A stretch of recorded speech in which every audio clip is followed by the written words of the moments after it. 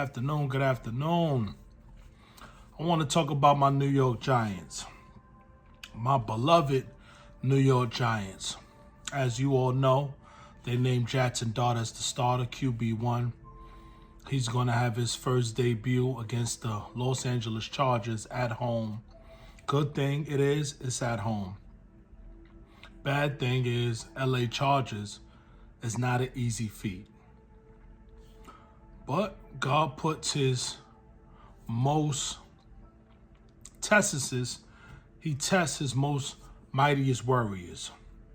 So this is a huge test for Jackson Dart, the New York Giants, because we're 0-3, but we're going against a top 10 defense. And the Chargers look like they're not playing around this year. So they are not about to come in MetLife and give us a game. They're trying to go 4-0, and we're trying to go 1-3. The offensive line need to hold up.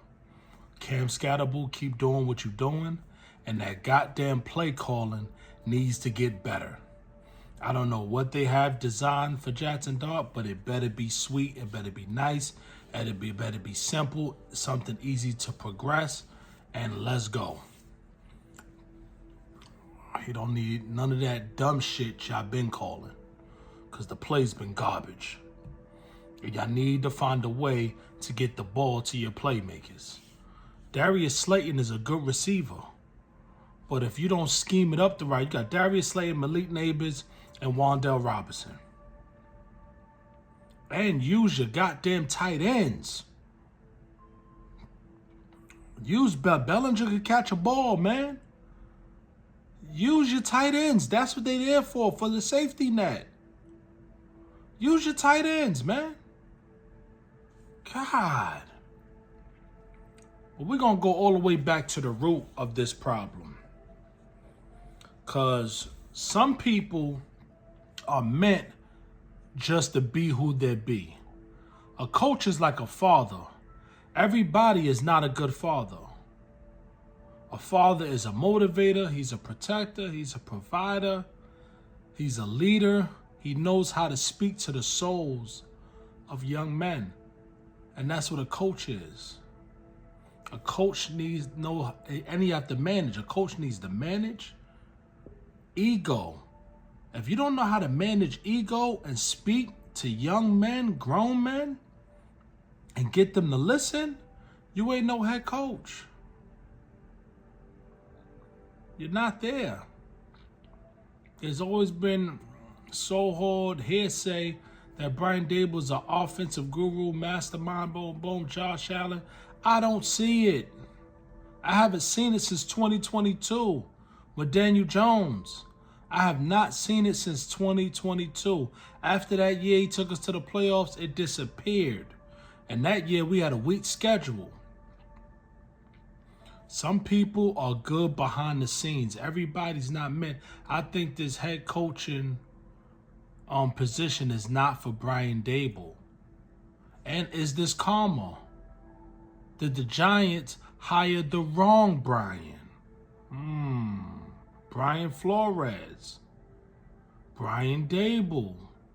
Brian Flores never got a head coaching interview. Brian Daboll was already hired before Brian Flores got his shot. That's why we got this big controversy in this lawsuit with black head coaches.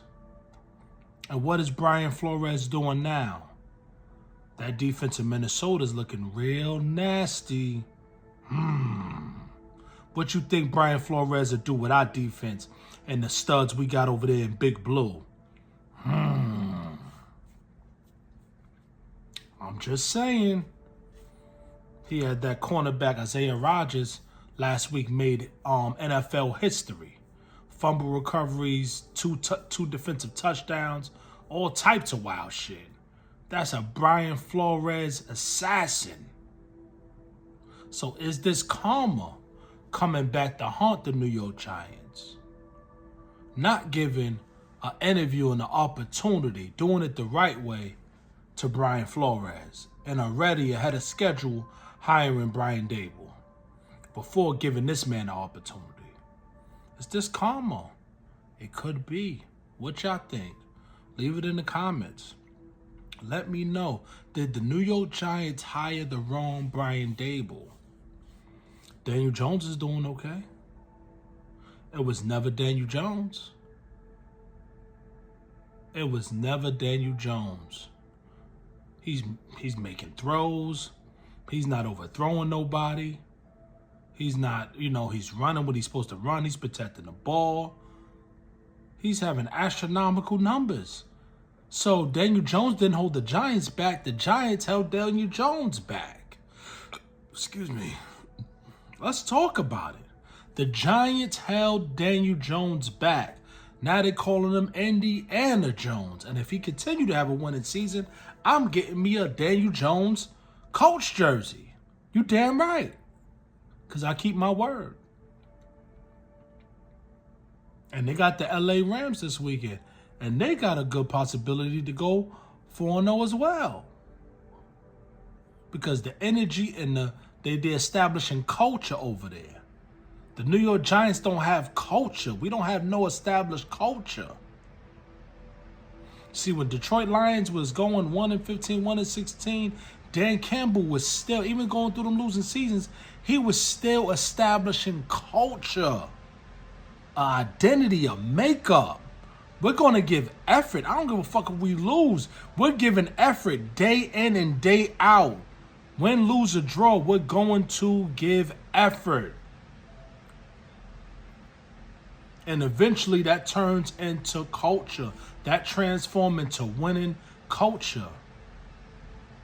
What the Giants are doing is continuing a losing culture, a defeated culture, a non-tackling culture, a stupid play-calling culture, stupid-ass interviews and press conferences and really not giving us what we want to hear culture, a desperation, a panic culture. I'm not going to pay Saquon Barkley and I'm going to let him leave the building culture. And now Saquon's a Super Bowl champion. Congratulations, say. Culture. Making dumb decision culture. Now, is Jackson Dart a good decision? We don't know. Time will tell. But they have no choice. And that's the sad part. Y'all backed against the corner where y'all have no choice. To me, they ass need to go regardless of what happens. They need to go regardless.